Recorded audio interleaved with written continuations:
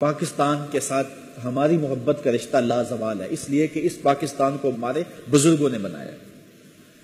کچھ لوگ کرائے کے مکان میں رہ رہے ہوتے ہیں اور کچھ لوگ اپنا بنا کے گھر رہ رہے ہوتے ہیں۔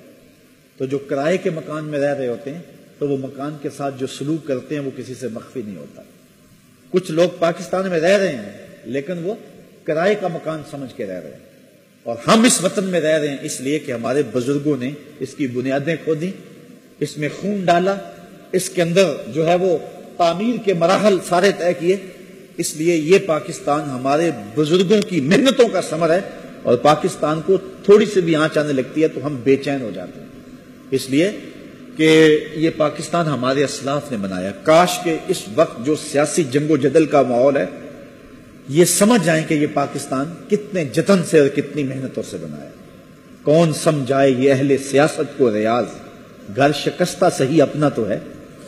یہ اپنا گھر ہے ہمارا، ہمارے بزرگوں نے اس کو خون دے کے 10 لاکھ شہیدوں کا خون پاکستان کی بنیادوں میں پڑا ہے۔ 1 کروڑ سے زائد لوگوں نے ہجرت کر کے جو ہے وہ اس ملک کو قربانی دے کر کے جو ہے اس ملک کی آبیاری کی ہے۔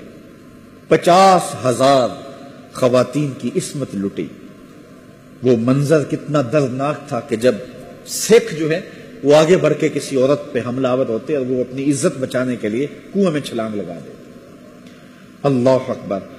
آپ سرہند شریف جائیں تو وہاں ساتھ ایک کنواں ہے، تو اس کنویں پر لوگ جاتے ہیں، ہزاروں کی تعداد روتے ہیں۔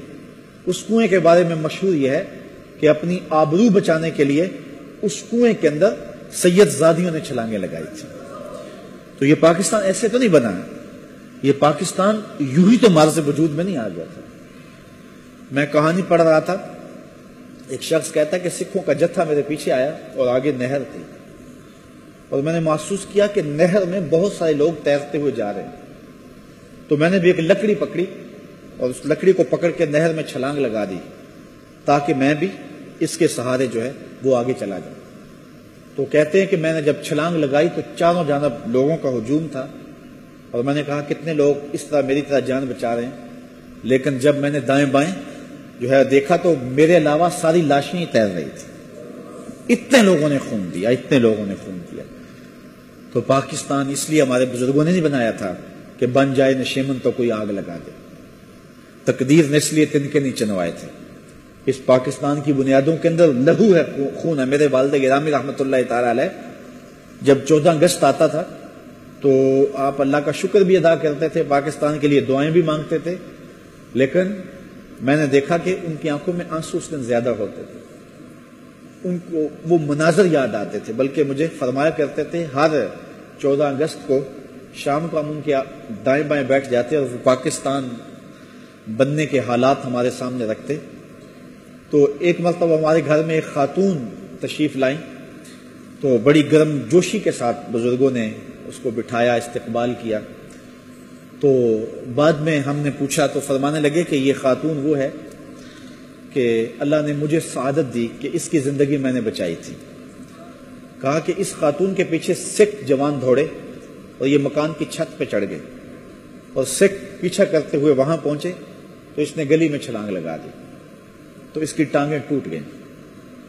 فرماتے میری والدہ بیمار تھی اور بوڑھی تھی، میں ان کو کندھوں پہ اٹھا کر کے گلی سے نکل رہا تھا تو یہ راستے میں رو رہی تھی، اور مجھے کہنے لگی کہ پاجی میرا کی بنے گا؟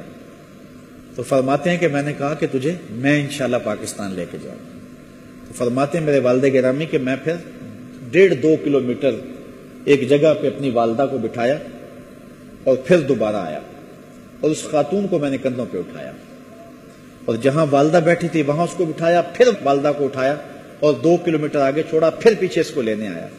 فرمایا کرتے تھے لوگوں نے پاکستان کی طرف 1 بار سفر کیا ہے، میں نے پاکستان کے لیے 3 بار سفر کیا۔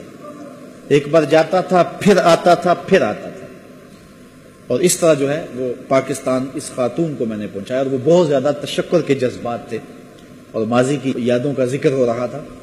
تو کتنے دکھوں کے ساتھ 50,000 خواتین جو ہیں وہ ان کی قسمتیں پامال ہوئیں، اور لاکھوں لوگوں نے اس پاکستان کی بنیاد کے اندر اپنا لہو ڈالا۔